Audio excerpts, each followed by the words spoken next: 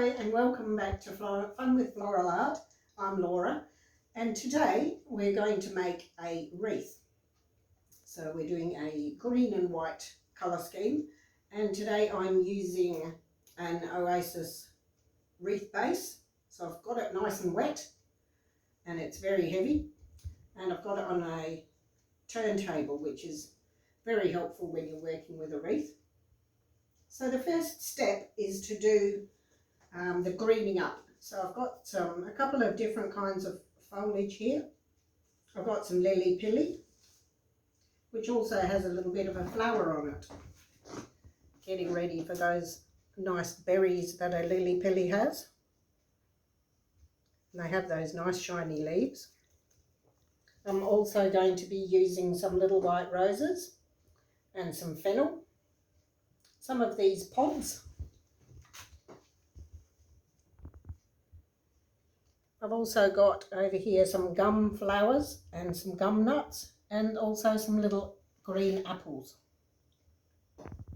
So it's not a very big wreath, but we can make it bigger by extending the edges a bit. And depending on our foliage, we may also need to put some material in the middle. So we want to, as usual, cut everything on a nice sharp angle. And there's our first piece there.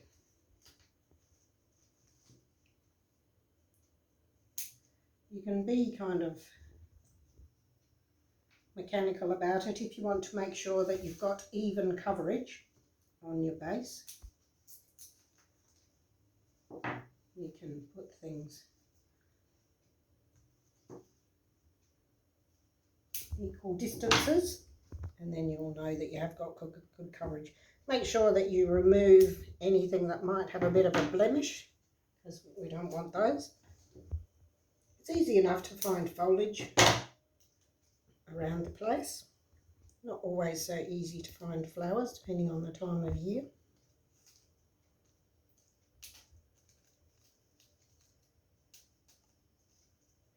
When you're choosing materials for your wreath, you need to think about the scale of it, because this is not a particularly big one. So we need material that's going to be in scale. So we don't want really large material, either large leaves or flowers. So you can see I'm putting things in on a bit of an angle rather than straight up. If I was to put them in straight up, it would end up being too high, and we'd end up with more of a sort of a hedge maze. So I'm putting everything in on a bit of an angle, sloped. And it gives us better coverage as well. If you can find some foliage that has little flowers or berries, that's a bit of a bonus.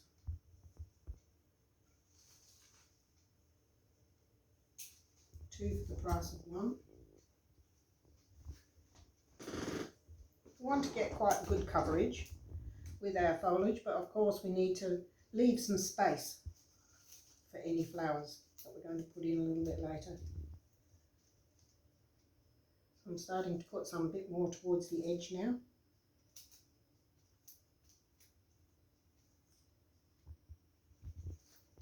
I'll put some of this other foliage in now.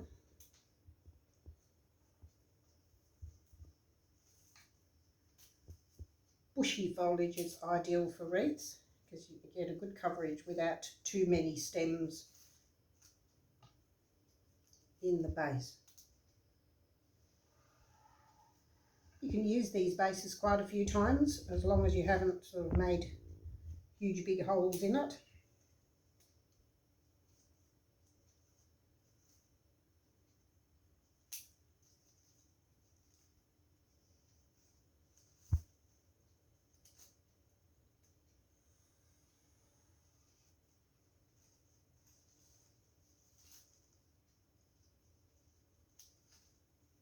The green is an ideal base for any other kind of colour scheme that you want to work with your flowers.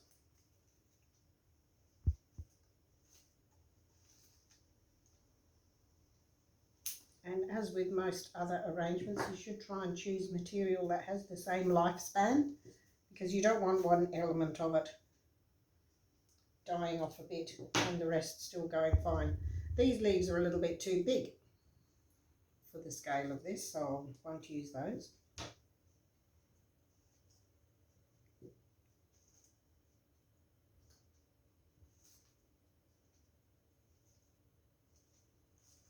Even though it seems like you've got a lot to work with, you can be quite choosy.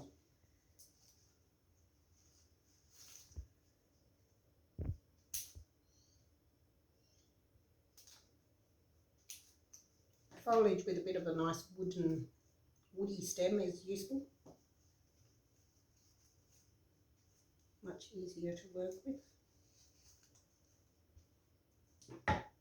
You will of course need to put some around the outside as well. If you were using this as a table arrangement and somebody is sitting down lower, they will be able to see the outside, so you will need to put some material around the outside to cover the base there.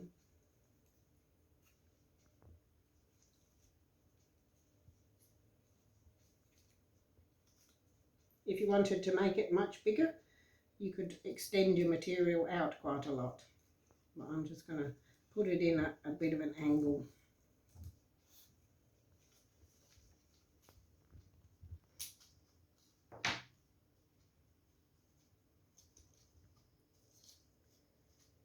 It's going in the wrong direction.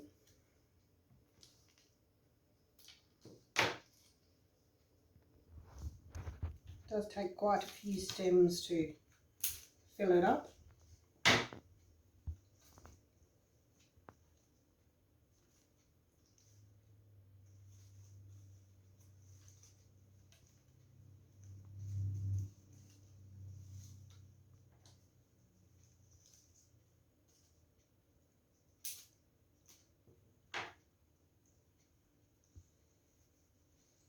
This is the part that takes the longest.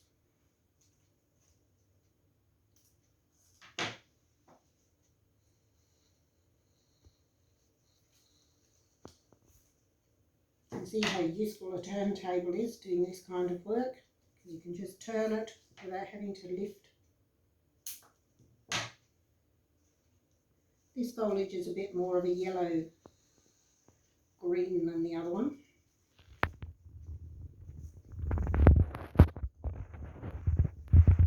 If you can have some pieces already cut, it just makes it a bit quicker to work with.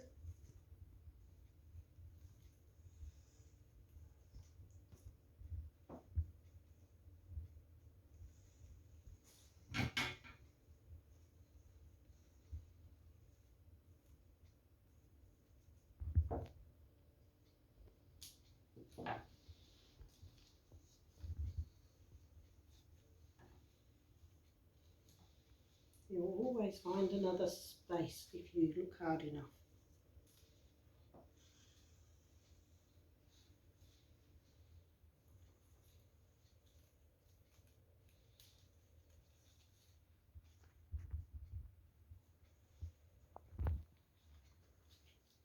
I might start putting some of the other material in now. I'm not going to put any more in the centre. I'll leave that for the time being. I'll start off with some of the roses. Give them a fresh little cut.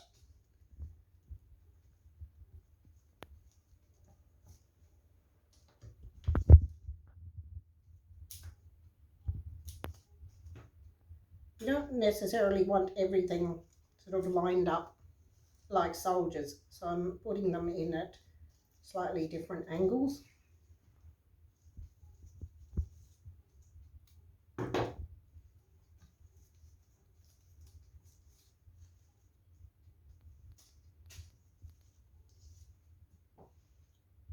Got some little buds as well that can go out towards the centre there. If you're making it to be used very straight away for a table arrangement or something like that, then you can have your flowers nice and opened out. And if you've got something that is quite contrasty, then you do need to really consider your placement. So I've got them fairly evenly spaced out. I'll put some smaller ones in there.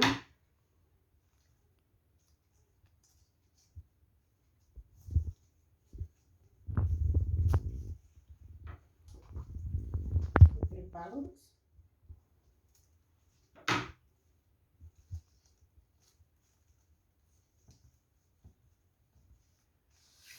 Green and white is always nice and fresh.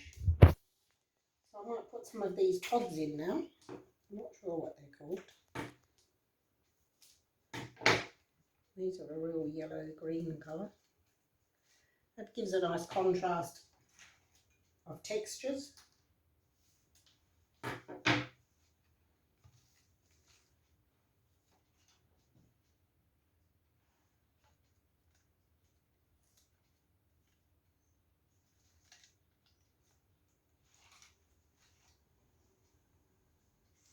You can use all sorts of different materials in a wreath. You can make a Christmas one, put some Christmas ornaments.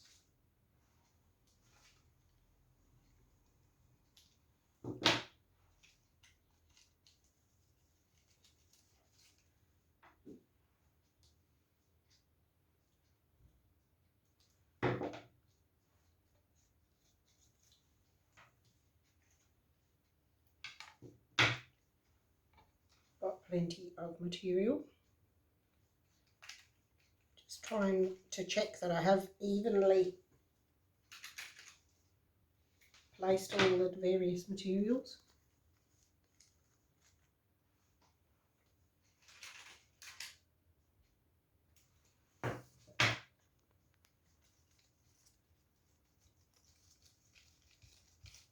Don't feel obliged to use everything that you have got. Just because you happen to have 13 roses, you don't have to use them all. Starting to look quite full now.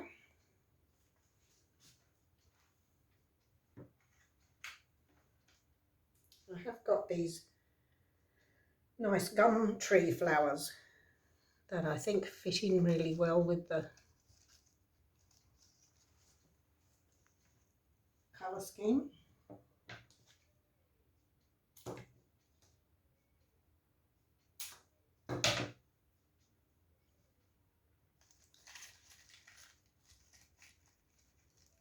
I've only got 3 of them, so I have to distribute those evenly. It has quite a lot of flowers just on the one stem.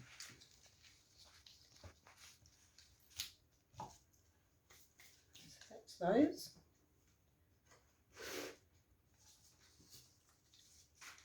I'll try a bit of the fennel now. I wanted this to sort of stand up above the other material, again for a bit of a variety of textures and also for a bit of a variety of the height of the materials.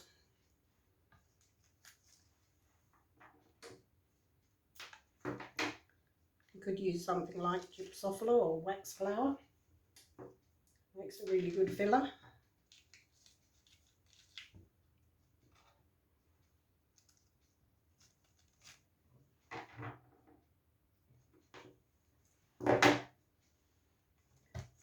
Try and choose material that's in scale.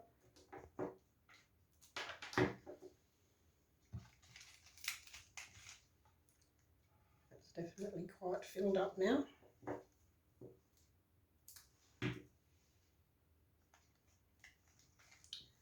Just got these gum nuts here.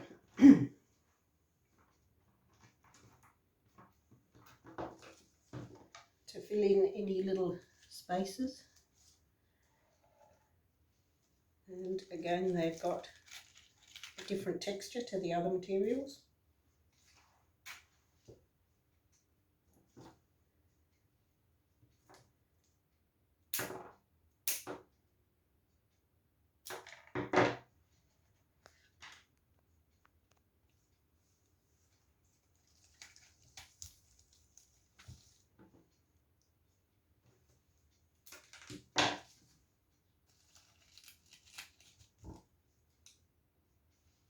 I'm not sure if I've got room for my little apples. Let's see.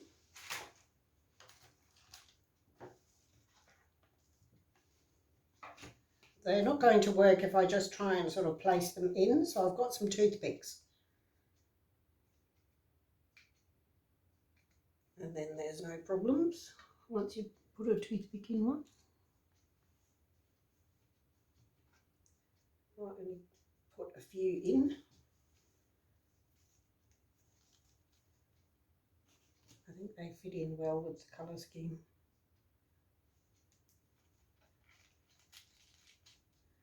And if any of the guests get a bit hungry, they can eat one.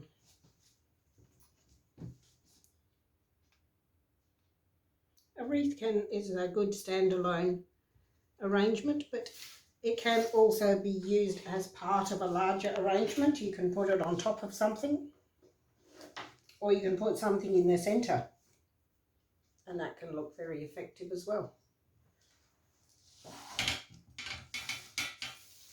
Just a bit of a clean up.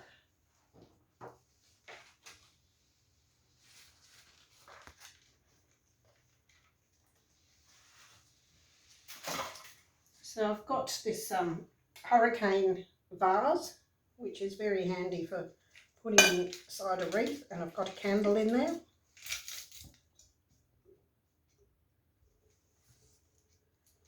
So there we have the green and white themed wreath with a candle, table centerpiece.